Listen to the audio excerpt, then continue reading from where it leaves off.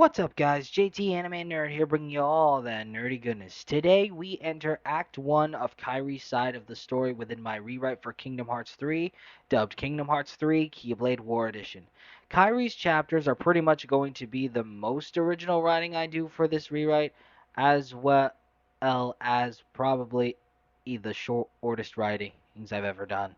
So I'm really proud of this first act, and it's only the beginning for Kairi. If you enjoyed this video, then don't forget to like, share, subscribe, and put down in the comment section below on what you guys thought of this rewrite. If you also want to, check out my chronological playlist of the Kingdom Hearts 3 Keyblade War Edition. I will link the playlist in the description down below. With all that said and done, I'm JT Anime. Enjoy the video, and I'll check you guys later. I'm sorry I left without saying goodbye. Did Master Yensid tell you? We then see a forest of trees, seemingly leading to a specific location. I'm training to become a Keyblade wielder like you. That's right. No more waiting for you to come back from your adventures. I want to get out there and do my part to help. Merlin has used his magic to bring us to a place where time doesn't matter. A world beyond time. At least that's what Merlin says. We can take as long as we need to complete our training. He's an amazing wizard. We then see a new area of the forest, continuing down the path leading to a certain point. Oh, and by us, I mean me and Lee. He's really sorry for all the trouble he caused. I told him it's fine, but he won't stop apologizing. I'll admit, I was a little scared of him at first, but I've gotten to know him better. All he ever wanted was to help his friend. Honestly, it's hard not to like him. We then see the edge of the forest, revealing an opening to what appears to be a small mountain top. Every now and then, and I catch him staring at me. When I ask what's wrong, he says, I'm not sure. I think I'm forgetting something. I don't know what. Sora, I think it might have something to do with you. Your journey is all about helping people, some that you've never met before, We then see an overview of the mountain top.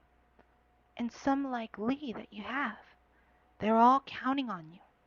It won't be easy, but I hope you remain the happy and cheerful Sora I know.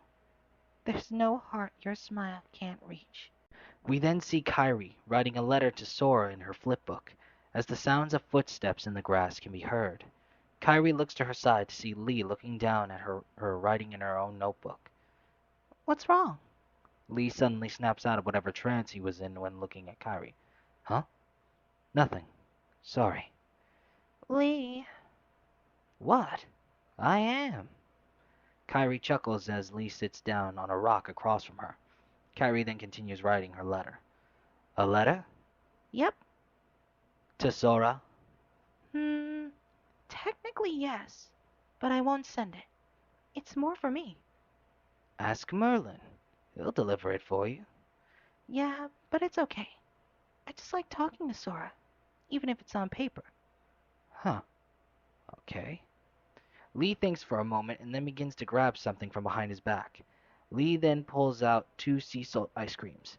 Here. Ice cream? Really? Yeah. I asked Merlin to pick these up. You know, we did both summon Keyblades. Gotta celebrate. Lee hands Kairi the ice cream.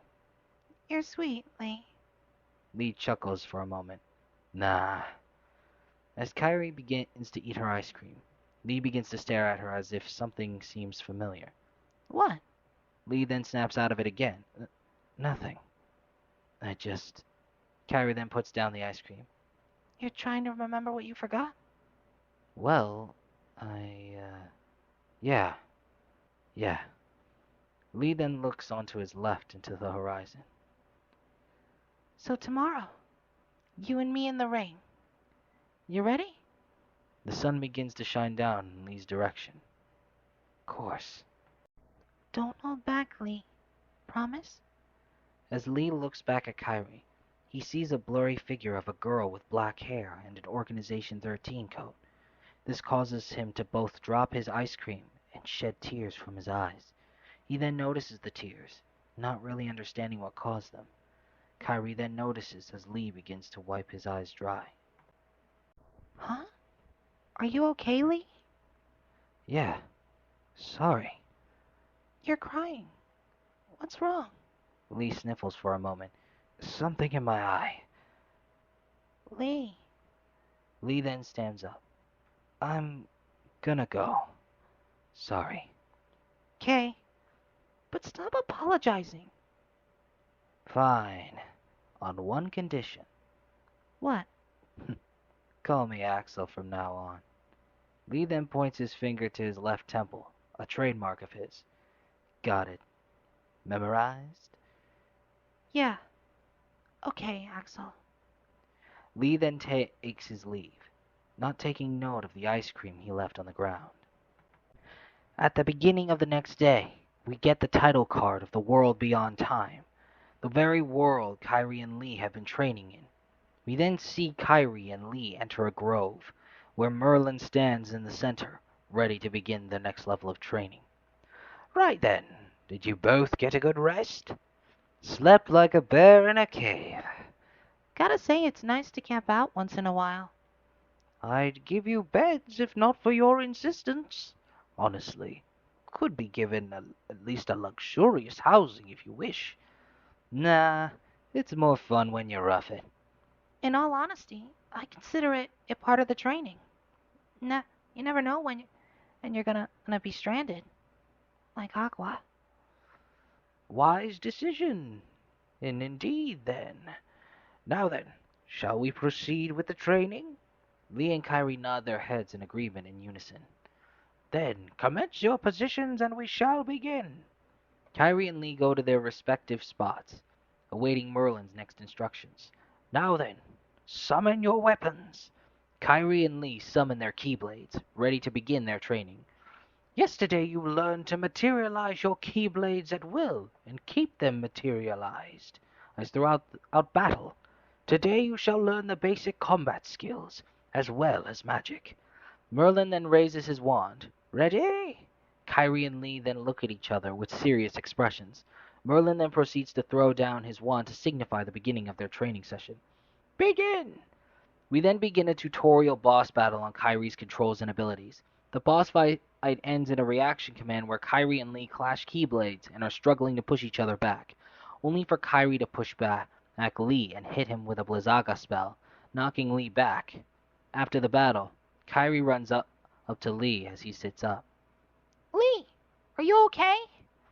Don't worry, I'm fine. Fit as a fiddle. It's all part of the training, so don't worry about it. Lee then stands up. If anything, this only means you're improving as a Keyblade wielder faster than anticipated. Indeed! Merlin walks up to Lee and Kyrie. Lee's battle experience makes him a natural at wielding a Keyblade. I must admire your quick thinking in using ice magic against Lee's fire was superb. A, a Keyblade wielder must always be vigilant, even about their opponent's weaknesses. Gotta say, it felt a little dirty. Xehanort's not gonna think the same, Kyrie. In war, battle is battle. All we can do is use what we can to our advantage. The day's still young, and you have much to work on. I'm positive you'll get used to battle tactics in no time at all, especially in a world where time is of no essence. Kyrie nods in agreement, showing a happy smile on her face. Now then, shall we continue your training? You bet. I'm ready. Well then, let's get started. Later that night, Lee and Kyrie are sleeping on the ground around a campfire, while Lee sleeps against a rock. Kyrie sleeps on the ground in peace. However, Kyrie suddenly begins to show expressions of distress, as she seems to be dreaming about something. We then see Kyrie have blurry visions of what appears to be a mysterious black-haired girl, beginning with her talking to Riku at Destiny Islands, or seeing her with Roxas and Lee when and he was known as Axel, all sitting at the top of the clock tower in Twilight Town, eating sea salt ice cream together. Kyrie then wakes up in a slight fright, looking at her surroundings only to notice the sun rising. Kyrie! Lee then wakes up, yawning and stretching his arms. What's wrong? Sorry. Bad dreams. About? Kairi looks downward for a moment, trying to process what she's just seen. I. Kairi then notices something, as the sound of a corridor of darkness opening is heard. Axel, look out! For a split second, Lee's eyes look to the side, only for someone only for someone from the organization to be standing behind him. Swiftly, Lee blocks an attack with his Keyblade, only to see that it was Aiza wielding his claymore against him. Still as vigilant as always, huh, Lee? Or should I refer to you as Axel? Aiza pushes Lee back. How long have you been here? Long enough. Did you really think Xehanort had no knowledge of this world? How did you even find us? It's all thanks to our newest recruit. Suddenly, a girl in an organization coat appears next to Aiza. Well, I guess this was inevitable. Who's the plus one? Inevitable indeed. And this guest of ours has an old score to settle with you. You are a traitor of darkness, as it is of light. Well, I guess I can live with that. The being before you was recreated from the records that were left by Vexen and the many experiments performed by young Xehanort. Lee scoffs for a moment. So, who is it? Aiza looks at Kairi for a moment. You called upon one of the new Seven Hearts. You and Yen Sid must be desperate. New Seven Hearts? If I'm a traitor, then I guess Kairi here is my trump card. What? So it's not desperation I see in you. It's foolishness and lunacy. Huh? Are you truly foolish enough to believe that you can defeat us? Lee then begins to flex for a moment. What do you think? I think you'll lose, Axel. Suddenly, the hooded girl reacts to the name. Yeah, right. Axel. Aiza looks at the hooded girl for a moment. Even if you possess the strength, this being cannot be defeated by your hands, but you're welcome to try at your own peril. Lee then summons his twin flaming chakrams. Alright, let's find out. Lee then throws his chakrams at the hooded girl, only for the hooded girl to surprisingly summon a replica of Sora's Kingdom Key Keyblade. The hooded girl then deflects the flaming chakrams right back at Lee for him to catch and reform together to materialize his Keyblade. Lee then gets a good look at the hooded girl's Keyblade. Wait, that Keyblade? It's just like Sora's. Are you... Is that you, Roxas? Roxas. Aiza notices what is happening with the girl. No, it's not Roxas. Axel. The hooded girl then begins to hold her head with her left hand, as if she was having a massive headache. Roxas. Axel. The hooded girl then screams and charges at Lee, only for Kairi to block her attack with her Destiny's Embrace Keyblade, just as Lee was about to counter. As Kairi tries to push back the hooded girl, she then notices the girl's face. A girl? The hooded girl then pushes Kairi back and then jumps backwards next to Aiza. You with me? Yep. We then begin a boss fight between Aiza and the hooded girl, with it having to be a shared health bar boss battle between Aiza and the hooded girl. We would start off playing as Kairi against the hooded girl, only for a reaction command to have a switch to playing as Lee against the hooded girl. After Lee gets the hooded girl's health to a certain point, she then switches with Aiza, giving the first round of a fight many fans of the franchise have been waiting for. The boss battle ends with a reaction command having Kairi and Lee combine attacks and attempt to strike the hooded girl with a fire and ice combined spell, only for Aiza to block it, but inevitably become damaged by it. After the boss battle, Kairi and the hooded girl clash, causing Kairi to have visions of the black-haired girl again. making her realize that the same girl is the one she's fighting.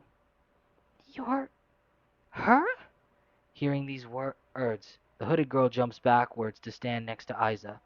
Isa then exits his battle stance. I believe we've imposed enough. After all this, a corridor of darkness appears behind Isa and the hooded girl. This was merely a test of strength and power, and so far I'm not impressed, and neither will be Xehanort. The real fight will begin at the war. Grow stronger until then, Axel.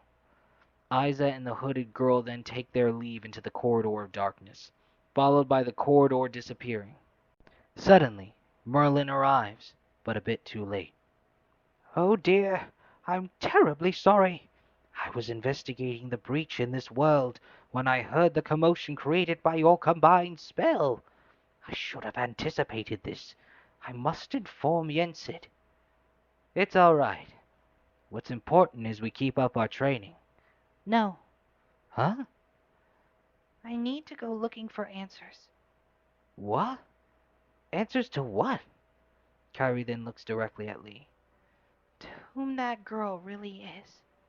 Moments later at the training grounds, Kairi has informed Merlin and Lee of her visions and her drive to pursue answers for herself. I see. Dreams are a powerful thing, connected to the realm of sleep. I know not what your connection to this girl is, but it seems that something's triggered this connection. So them showing up wasn't a coincidence? I would think not. In fact, I believe it is whatever the connection is that allowed them to find our location. So it's my fault. Not in the slightest, my dear. The only way your connection could have been triggered is if it caused it from the outside. Perhaps that girl's awakening is what caused the connection in the first place. If the whole thing about her being recreated from experiments by Xehanort is to be believed, that is. I think so. And I think I've been seeing her memories. She met Riku once. And Roxas. And you too, Lee. Huh? I think I'd remember meeting a black-haired girl. She was wearing the same coat as you are now. She was in the organization. But that's... Well, if your mind's made up, just know that leaving your training early could spell drastic measures on the war ahead. I know. But I get the feeling we'll gain some experience on this journey. Whatever comes, we'll be ready for it. And then when it's all over, I'll join Sora and Riku on the battlefield. Well, if you're going, then I'm going with you. Gotta protect my training partner. Kairi chuckles at Lee's words. Thanks, Axel. If you plan on going off unprepared, then you got another thing coming. Already the supplies you'll need for the journey. Right then. Pretty soon, we'll be off. Hours later, Lee is seen sitting on a lone rock, looking out to the horizon. Hey, Axel. Lee turns to see Kairi with an entirely new outfit, as well as shorter hair. Hey, liking the look. Kairi shows her new looks off for a moment. Cut your hair, too. Mm-hmm. So, you gonna try on yours? Uh, I don't know. Maybe later. But you always wear the same thing. If it ain't broke, don't fix it. This is how you pick me out of a crowd. I make myself easy to remember. How thoughtful. Kairi then sits down next to Lee. Nah, not really. Our training was almost finished. Yeah, till someone decided to crash the party. But whoever this girl is, she seems to be important to us somehow. So I'm with you till the end. Somewhere inside me is Nominee. If we can free Roxas, we can free her too. So maybe this girl is the same aim in some way. I guess so. Nominee was made when Sora freed me from his heart. So now that she's a part of me again, I figured all was right. But she can't look at this forest, feel the wind on her face. None of it. And if she could, it would be different for her. Her time was short, but she lived it, and that makes it hers. What right did I have to take those feelings and experiences back? They don't belong to me. Nothing's as it should be. Nothing for her or Roxas. That's why I feel that this girl is the same, and I have to help her if she is reaching out somehow. I know. Way back when I was a kid, I met this other weird kid. Somehow we became fast friends. Never saw him again. Nearly forgot about him, too. Then, I met Roxas. Couldn't believe it. The two of them were identical. Oh, I didn't tell Roxas. Didn't want him to go vanishing on me, too. Lee then looks up to the sky. The kid's name was Ventus. He's one of the lost Keyblade wielders we're looking for. Think he still got me memorized? Oh, yeah, very memorized. Now that we're going back earlier than we thought, I'm worried about everything. Well, you don't have to worry alone anymore, Axel. Lee and Kairi then look out onto the horizon. So, question. Where do we start looking for clues on this girl? Oh, we apparently know. We'll go to the wisest person we know. Not Merlin? He'll be crushed to hear that. No, we'll start by asking Master Yensid. He should be able to help us find out about the visions. I hope you're ready, Axel. We've got a big journey ahead of us before the final battle. To be continued.